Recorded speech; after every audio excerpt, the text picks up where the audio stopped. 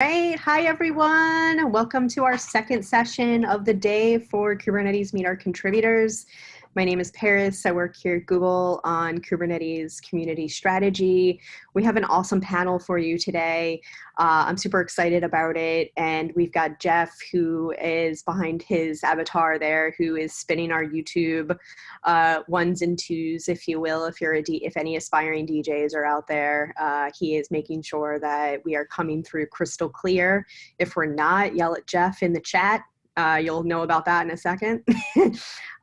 But first things first, why are you here? For people on Twitter who are like, what is this link? What did I just come and stumble upon? This is our efforts to help upstream contributors both onboard and get questions answered and maybe things unblocked and questions that they would usually ask a mentor. Not everybody has time, unfortunately, to do traditional one-on-one mentoring. So this is our efforts to help alleviate some of those pain points and keep people moving and keeping them from being blocked. Of course, we do have a code of conduct. This applies to both our panelists as well as our people in the people on chat and stuff that are asking questions. If you could just be excellent to each other, that would be awesome. Panelists, you are also more than welcome to ask each other questions. You probably don't know each other. I mean, Michelle and Vlad most likely too, of course. But Matt, you may not know these folks, so feel free to ask any questions that you like as well. But we're going to kick things off with some introductions. Michelle, why don't you go first? Give us a quick rundown of who you are and how you've come to us. Sure. Yeah. Hi, my name is Michelle.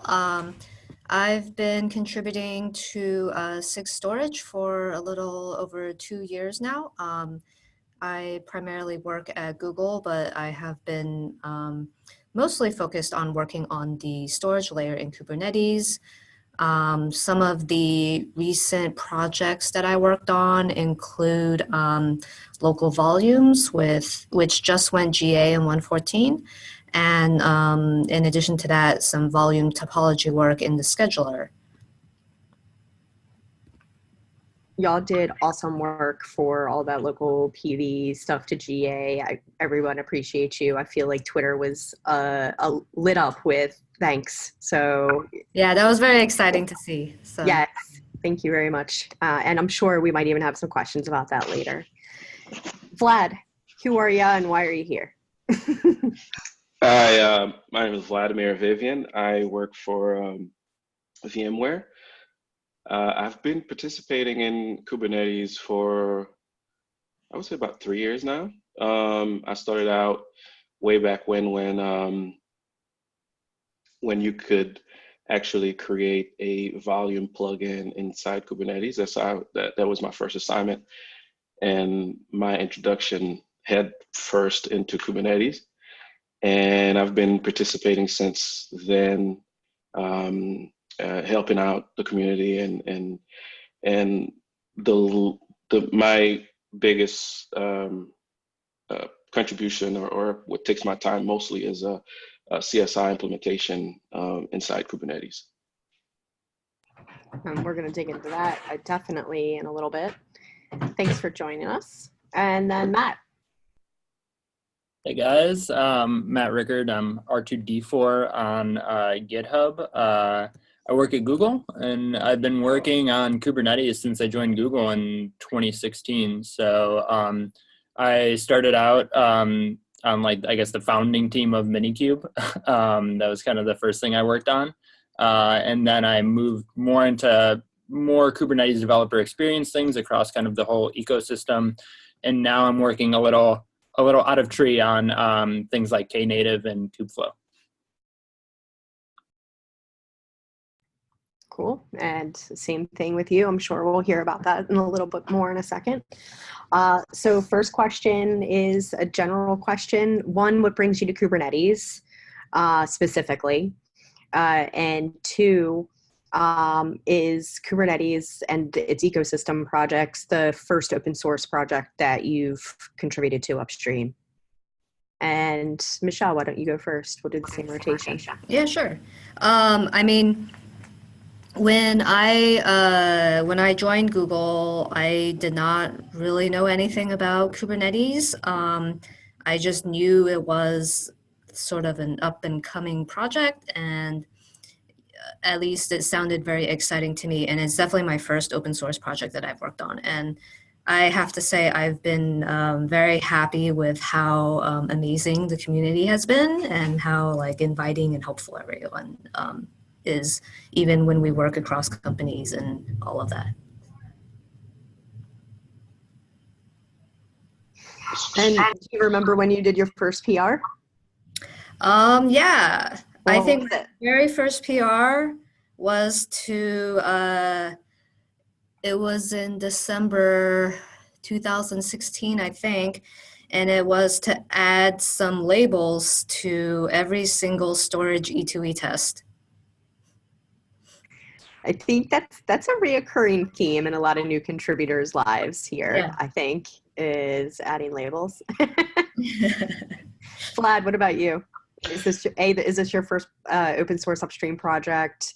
And B, how did you get it? How did you get to Kubernetes or its ecosystem projects? Sure. I, back in the day when I started, I did a little bit of work in in the Go client for Mesosphere, and that was my first taste of open source. Uh, and I think that probably was my first real um, Go code that landed on anything of substance. And then after that, I ended up at Dell doing open source advocacy. That's how I got kind of landed into doing or writing code for a volume provider or volume plugin for one of the products there. And that's how I got started, and that's what I've been, that's been my area since. Um, as far as first PR, I think I think it was a massive PR that I'm fact uh, checking you right now. I'm just kidding. I'm not really. yeah, it's been so long in Kubernetes time. Yeah, I just remember a massive PR trying to get in, and it was like, nah, that's, the code review alone took too long, and we never got it in. So we went back to the drawing board and kind of learned from our mistakes, and it from my mistake as well, because it was my first hands-on first. Hey, go work on this thing, this gigantic code, and try to get it in. And it was a learning experience, but as Michelle said, the community. Um, it always amazes me to see the machinery of the community working to get this massive amount of coding out every quarter. So I'm still amazed to see it working today. Yeah, for sure. And you're also an author, right? I feel like you have a book. I do. Actually, I have a couple. Back in my Java days, I worked on a book, and then more recently, wrote. I think it was published in 2016 on Go, Introduction to Go. Yeah. Yeah, that's the one that I knew about. So I'm gonna have to check out the others. Yeah. Matt, Thank you. Matt, what about you? How did you? I feel like you came in through well, you obviously came in through Minikube, but did you have any other interactions with Kubernetes pre Minikube? And if so, do you remember your first PR? I didn't have any Kubernetes PRs. I had opened up a few issues in Docker, and I had tried to send a few PRs there, which failed pretty miserably. So I would say Kubernetes was probably my best open source experience getting started. But yeah, when I started at Google, I basically, like, the Minikube project just started kind of in tandem. So I just started working on that. And my first PR to Minikube was, I don't even know. I mean, probably like adding the like vendor folder or something like that, or the make file. And then my first upstream contribution was I fixed some issue with TPRs, where Minikube would just panic, which was a bit problematic because it had to do with like the when the I don't know I think something got registered, and then when Minikube shut down and turned back on, it just panicked. But yeah, it was a one-line fix. All right. So Valerie in Slack chat says, how would you recommend contributors build the skills and experience to becoming an owner's file reviewer? So what are some tips that you could give Valerie on her path to becoming a reviewer, and maybe even what are some good reviewer attributes?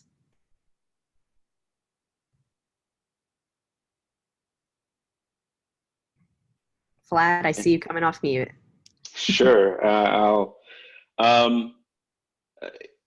You have to start somewhere. So definitely, start small. Become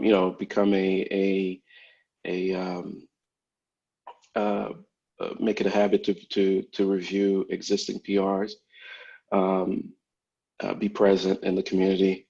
It's all about relationship at the end of the day. So the more people see your reviews, the more you participate, the more likely folks who are leading different SIGs will recognize you and ask you to take on responsibility. And once you start volunteering, eventually you'll have some commits, and you'll most likely end up owning a section of the code, or your handle will appear on a section of a code that you've committed.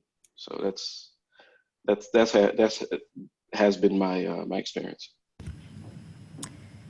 To add to that, I think also a nice way to get familiar with a new component is to just take a look at those files and see if there's missing unit test coverage, and start adding unit tests for them.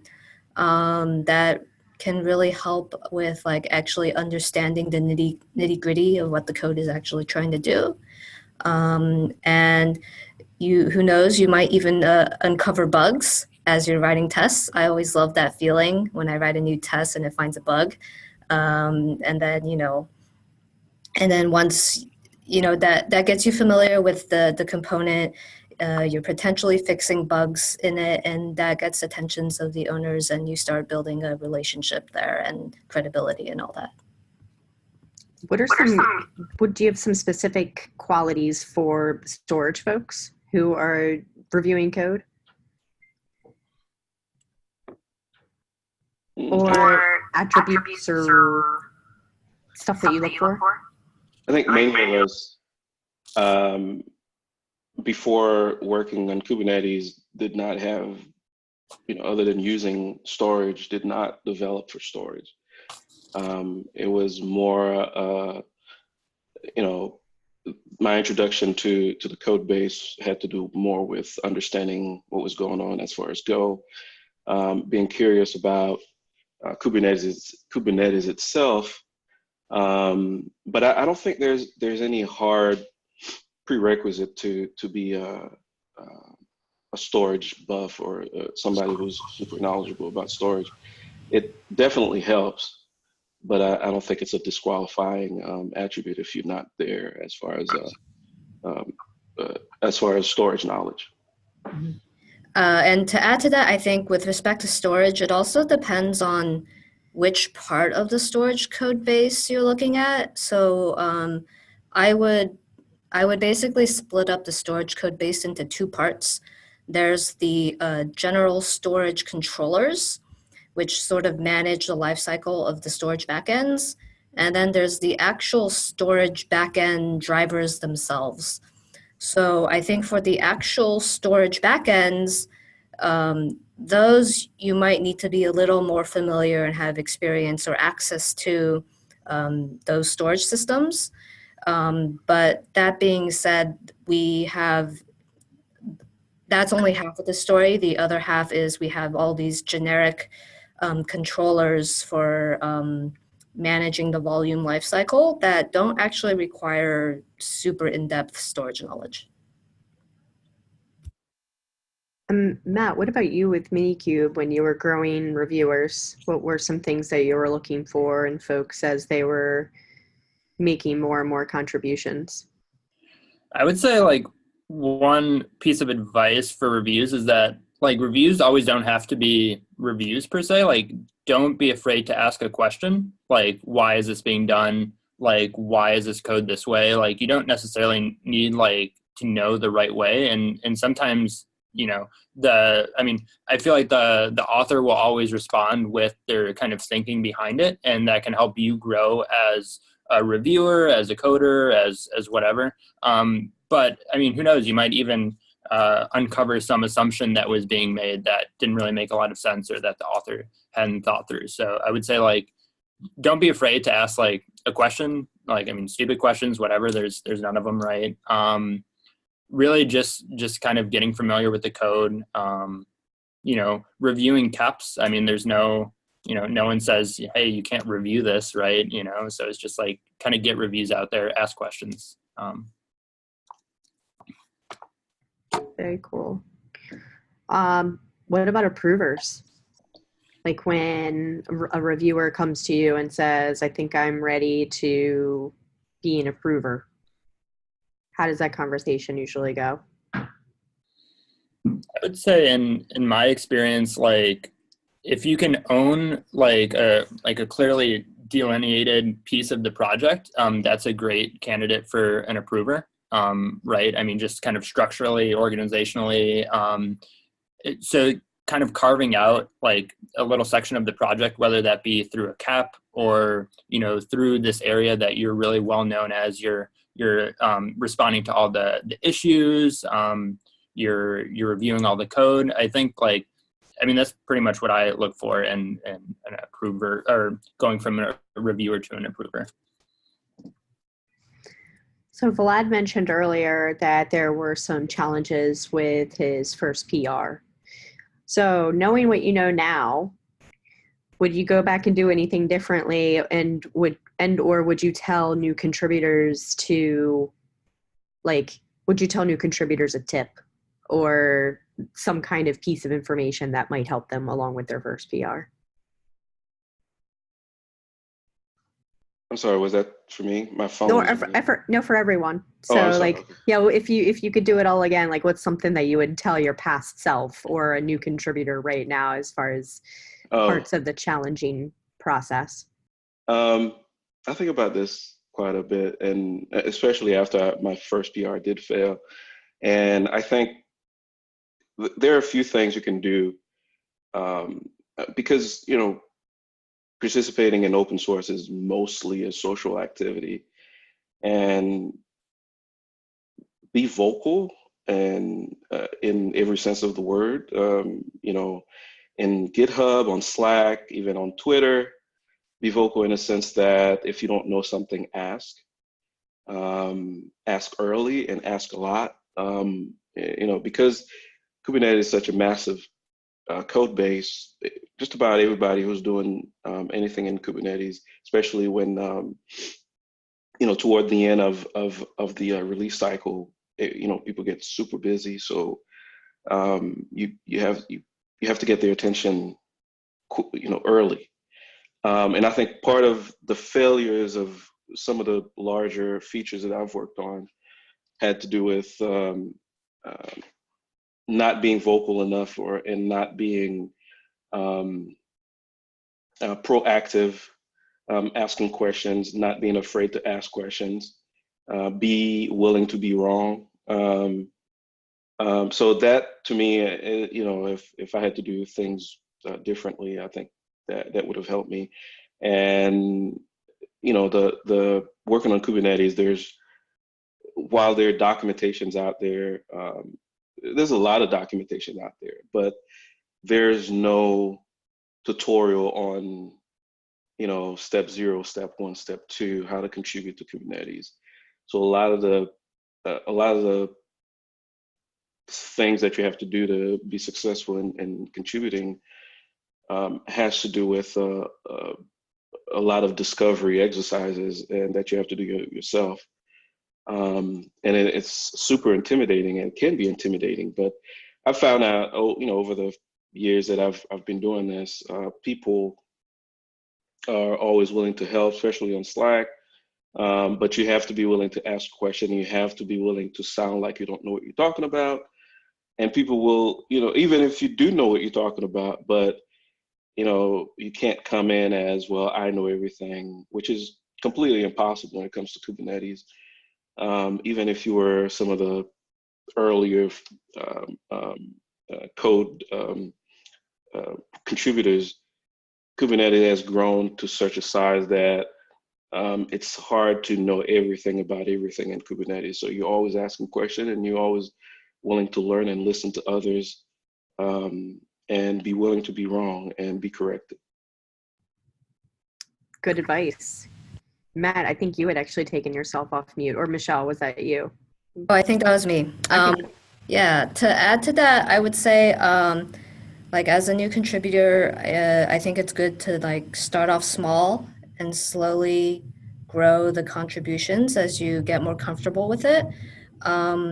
Sometimes some things I see is some new contributors sort of like they want to jump in on some sort of big features and stuff, and they start coding up everything, and then when it comes time to review, some of the reviewers end up having a lot of like design discussions and stuff like that. And I think like before spending a lot of time and energy going to implement something, I think communication is key.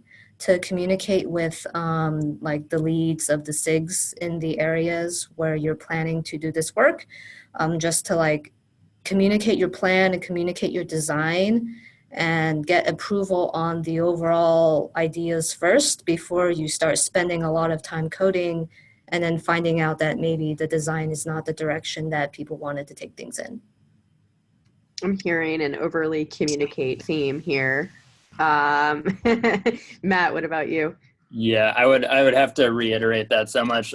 It pains me to see people spend so much time on features that are, I mean, they might work, they might be, actually well coded, but if they don't fit in with the design principles, the roadmap, the feature set and scope or whatever of the project, then it's gonna be a tough time to review it after it's already been done. And so that's one thing. I see it over and over again. People send huge PRs, seemingly pretty good features, but it hasn't been discussed yet, hasn't been reviewed, the design hasn't been reviewed. And I mean, I've seen a lot of PRs kind of sit and be closed because of that. So I would just say communicate, get people involved, obviously write a design, write a cap, talk in Slack, ask questions, all of that. So I did get a DM from someone who is who's very new and wants to understand what owners' files are, and the reviewers and approvers. Just a little nugget too of data. The last time that we did a contributor experience survey, which was last, I think like October, 25% of the people said that they were new to open source. And this was based on our current contributor population that took the survey. It was like 170 people. So with that said, what's some advice here for like folks that are, also new to open source?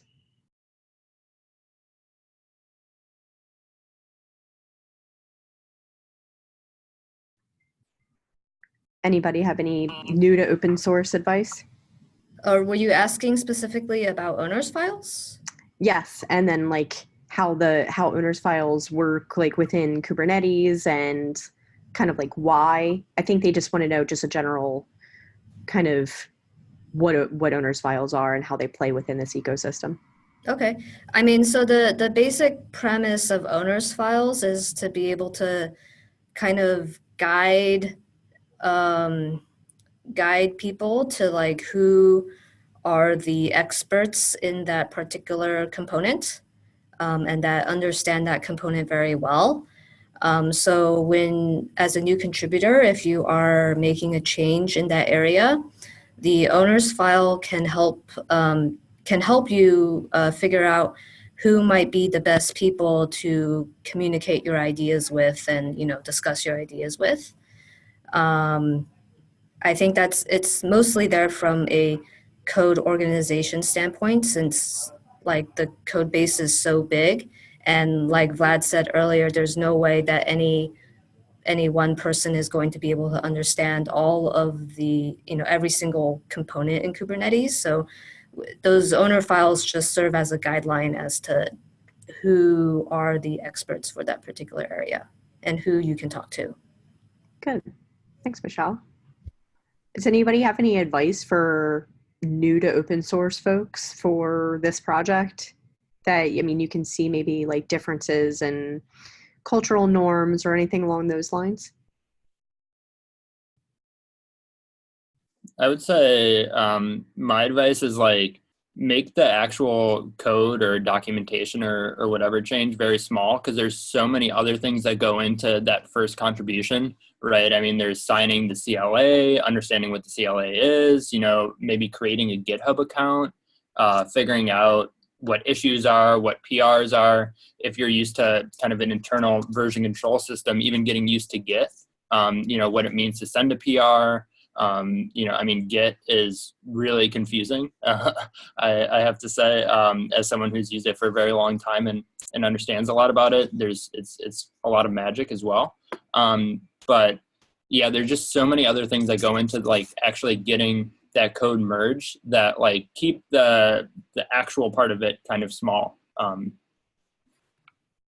Definitely. Well, what about you? Yeah, I was going to add to that. If it's starting out as a new contributor to Kubernetes, there are a lot of different steps. Matter of fact, I was talking to somebody on Slack earlier about that, and it's a large code base. You would definitely have to select which section you're interested in, but then there are these technical preparations that you have to undertake. So Git has been mentioned. You definitely need to get your machine set up with Docker and all the other tools that are necessary to run Kubernetes locally or to build Kubernetes locally. Obviously, some knowledge of Go would help. One of the things I didn't do when I was starting out is spend a lot of time with the Get Started. I think it's the development.md. There's a development file somewhere under the community repo. I can't remember the path, but basically it outlines a lot of the steps that you need to get started on the technical front. The tools that you need, how to use Git to check out the code, create your own branch locally, etc., and rebase that against the master, get your work on your code, and then what you need to do to check that back in and push that back in and create a PR out of it. So there are a lot of different knowledge that are different domain of knowledge that you need to get started, and that can be intimidating, but you will not be able, unless you've done this before and you've done it quite a bit, you will not be able to just, in a couple hours, get your Kubernetes development environment set up and you're rolling. It will probably take you more than a couple hours, a few hours, and getting it wrong at first. Go back to the documentation and figure out what's going on and get things working. So I think patience is the key operative word here, but it's definitely possible. And are your SIGs or other ecosystem projects looking for either new or current contributors? Sure. Michelle, you got landed that one. I think there's always a lot of work to do and we're always looking for help. So I think Any specific needs that you could call out, even for experienced contributors? Oh yeah, there's tons of things to do. So at least for like CSI work, I keep a project board with a list of all the tasks and stuff that we plan or that we want to do for the next release. And we have a bunch of stuff that's unassigned and are looking for owners, both new and experienced. So if you're interested in helping out with the CSI work, reach out to me on Slack and we can figure out based off of your current experience, like what would be some good tasks to get started with. Awesome. Matt, what about you? I'm sure Kubeflow and some other projects you're working on are looking for new contributors or experienced contributors, right? Yeah, I would say every project I work on is looking for new contributors of any experience level. Yeah, I mean, there's just so many opportunities to contribute. I mean, whether it's through documentation, whether it's just like, making a small bug fix, adding a feature. I mean, obviously, good first issue is always a great label to look at across kind of all of these repositories. There's kind of a special GitHub one because it actually shows up in your feed if you're following a project or following someone when you tag it. And I know a lot of repositories use that. Minikube, I think we published a roadmap not too long ago of, sorry, I might be getting kicked out, but I thought I had this room for an hour. Yes, in true Google spirit right here. I just got kicked out of my room, y'all. So bear with Matt as he figures out a new room situation. All right.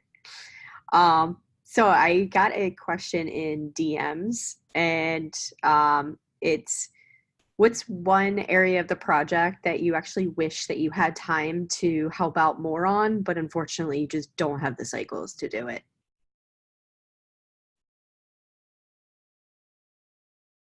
I think even in storage, I wish I had time to, as Michelle said earlier, there are different segments of storage. There's the internal controllers, and then there's the plugins. So the internal stuff, which they don't get touched too often because they impact so much. So it's stable code that, but I wish I had time to learn more and participate more in that section, which I'm going to try to, but definitely it's an area of interest in the internal controllers. Michelle, what about you?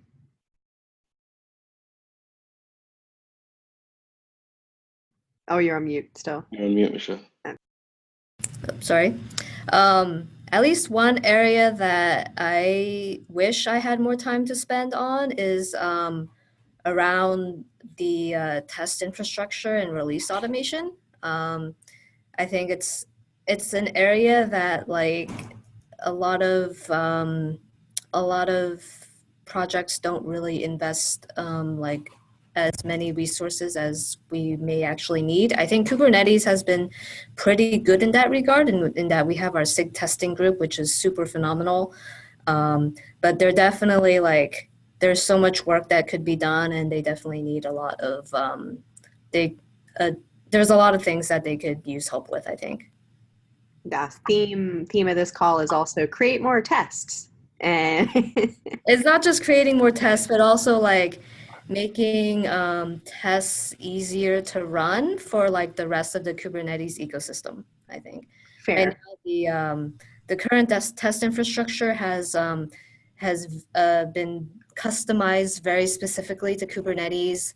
And now as the Kubernetes core is starting to push out a lot of the not so core modules out of the main Kubernetes tree, we have this next set of problems where like now all of these out of tree subprojects have to figure out their own testing infrastructure again.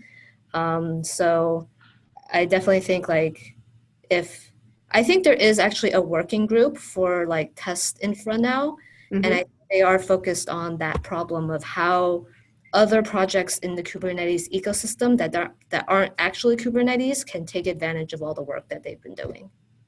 Yes, and shouts to that team for doing such hard work. So if anybody's listening that wants to help, SIG testing, y'all. And Matt, what's one area of the project that you wish you had some cycles to help out with? It's somewhat related to SIG testing. Minikube. So Minikube was designed, I don't know, back in 2016, kind of based off of Docker Machine, if anyone was familiar with that, but kind of for Kubernetes. And now we're in a place where running Kubernetes containerized is more feasible than it was before. So running the kubelet inside Docker, obviously running all of the other components inside Docker as well. And so we've seen that with projects like Kind. I believe it's under SIG's testing, but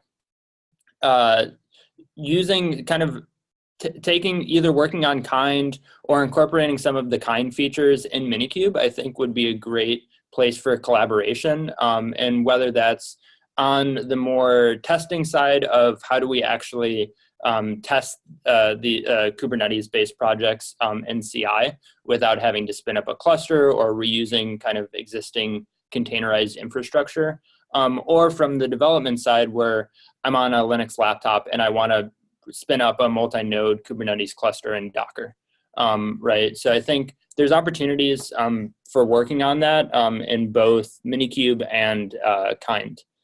And I think that's a really exciting place to be right now. Yes, and Kind is definitely picking up contributors there as well. So that's really cool.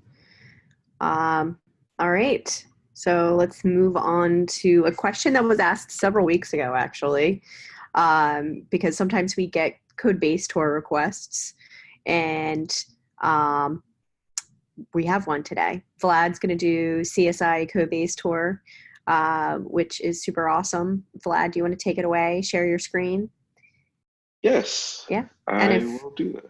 And while you do that, if folks are out there and want a code base tour of anything special, or if you want dependencies explained, or if you're ruffling through the code and say this whole entire section is just a mishmash, I have no idea what I'm looking at, this is the place for you. We've done Kubernetes here as well. We're going to do Kube Builder next month. We'll also have a scheduler next month. So we're going to pick apart some of this together. All right, me completely forgot about that part of the. All right, You were just so into the questions and answers. I was. This is way easier than I thought. Can you see my screen? You're good to go here. And looks good on YouTube, according to Jeff in chat. Okay, so I'll bump it up just in case. So as we were saying, we'll focus on CSI as far as storage, and there are multiple levels to the code base when it comes to storage. CSI in particular has two main portions. There is the internal kubelet work controllers and what I call a CSI adapter internally, and then we have the external components. So we'll look at both real quick. So I am at the Kubernetes, and I've already clicked on PKG. And if you scroll all the way down, you'll see volume. And by the way, there are other portion of this that we're not gonna look at, which is the kind of the internals that drive all this. But we don't need to go that far up or that far down the abstraction chain.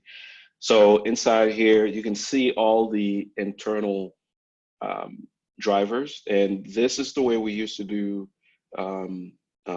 storage maybe about a year or so ago.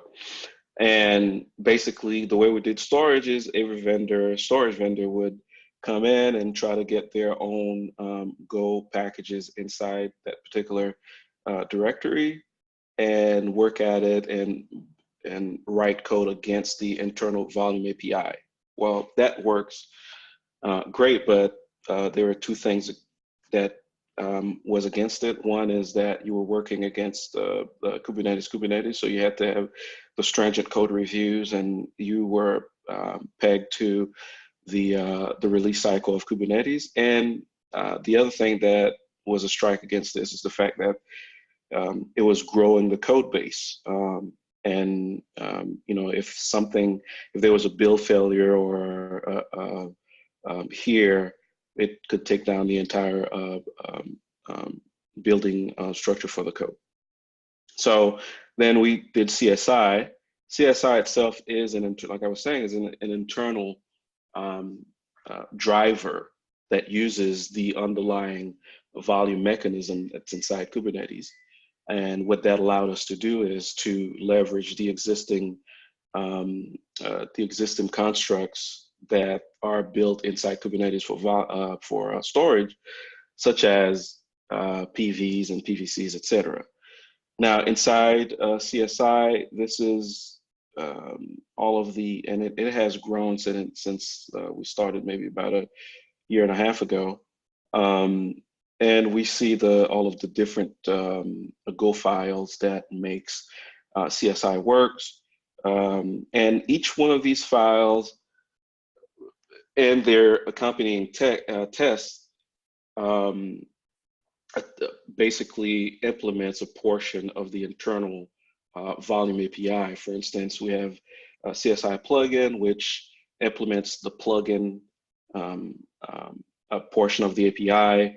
We have Mounter, which implements the mounting portion of the API. We have an attacher, which basically does, as the name suggests, it implements the attacher portion of the API. Now, this portion of the code, when it runs internally, will, at a high level, intercept API requests that comes in for volume operations. And once it intercepts these calls, it delegates that call to the external components of CSI. And part of the CSI contract is so that vendors have to write code against a gRPC interface. And when you create your driver and you implement your driver against that interface, Kubernetes will automatically know how to talk to your driver using that gRPC interface.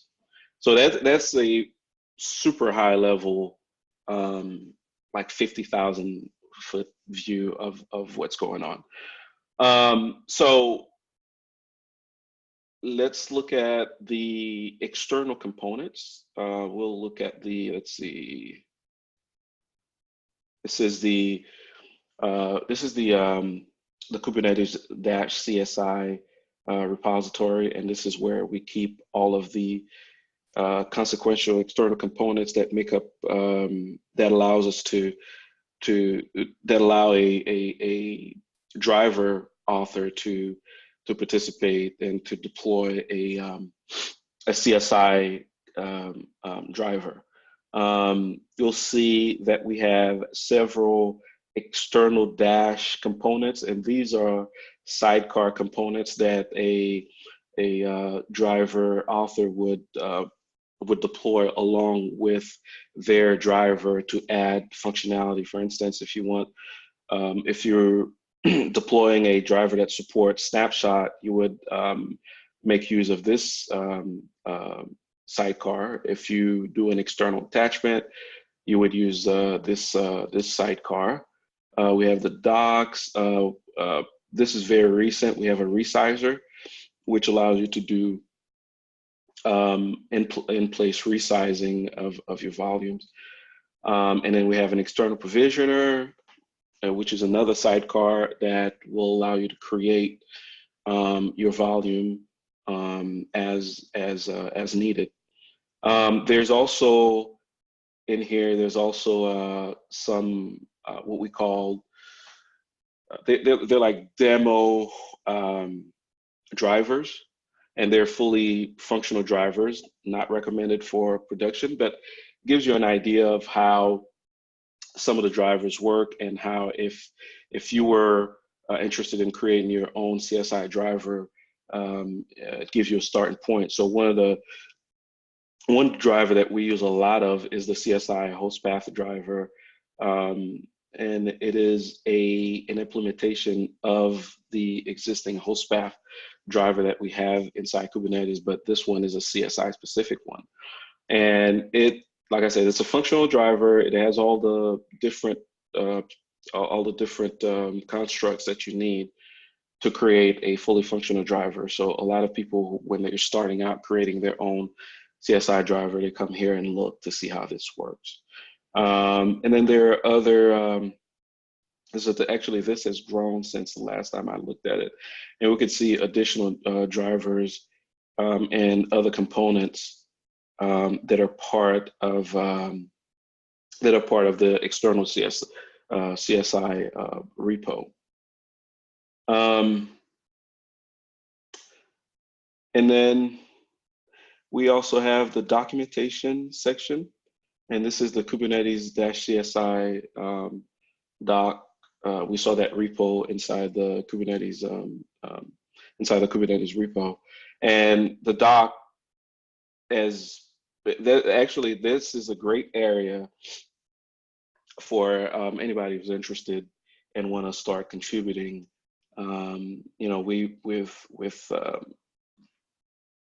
Juggling writing code and writing documents, a lot of us do the best we can, but documentation usually suffer. But again, this is certainly an area we can use more hands to keep it updated. But there was a big effort done toward the end of last year and earlier this year to bring a lot of the documents up to speed. So I think it's in a better shape now, but definitely can use additional help. Was there anything else you wanted to see, Paris? Or I think this was great. Okay. Michelle, what about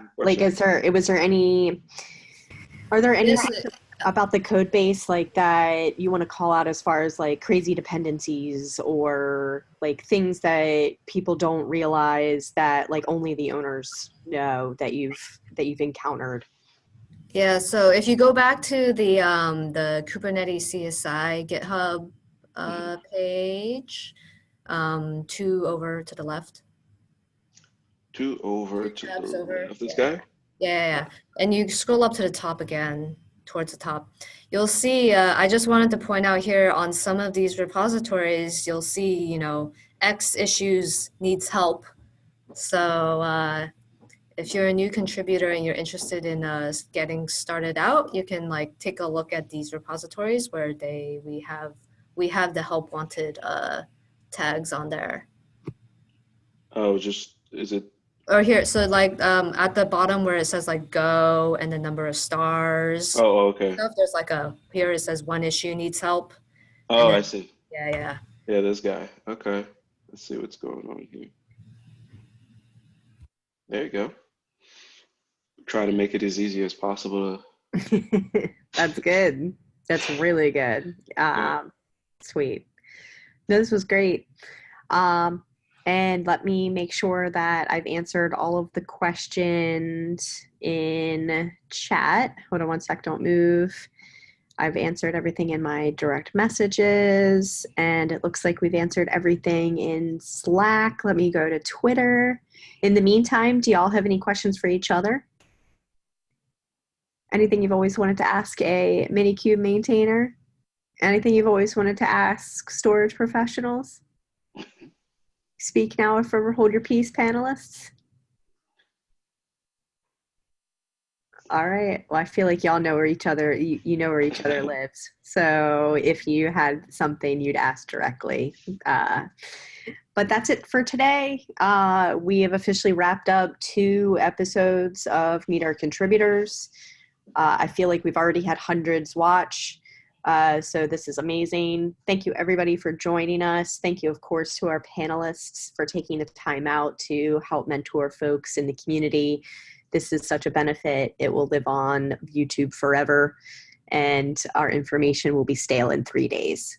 So thanks again. I really appreciate y'all. It's been a blast. All right, Jeff, cut that footage. We are not live anymore. All right. Thanks, everyone. See, it wasn't that bad, right? Glad you can, Nope. you can breathe again. Go ahead. Take a breath. That was nice and easy. I want to do this like live. Like I want to do like a little Oprah maintainer show. You know? All right. I'll say if y'all need any swag, let me know. I got you. Okay. All right. Bye, y'all. Awesome. Bye. Bye. Thank you. Thank you.